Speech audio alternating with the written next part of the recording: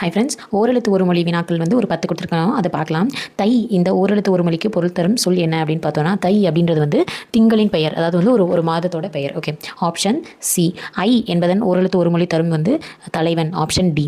நா இந்த ஓரெழுத்து ஒரு மொழி தரும் பொருள் என்ன அப்படின்னா, நானா நாவு, அதாவது நாக்கு அப்படின்னு சொல்லுவோம்.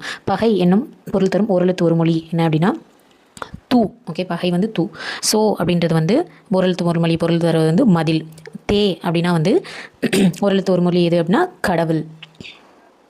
ஓகே, தே வந்து கடவுள். அடுத்து வந்துட்டு மீ அப்படின்றது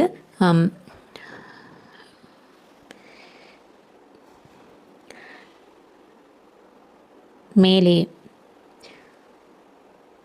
அடுத்து வந்து மா அப்படின்றது வந்து விலங்கு. ஏ அப்படின்றது ஆப்ஷன் சி அம்பு. ஓகே, ஸோ இதில் வந்து ஒரு 9 கேள்விகள் பார்த்துருக்கோம். சேனலை மறக்காமல் சப்ஸ்கிரைப் பண்ணிக்கோங்க. தேங்க்யூ.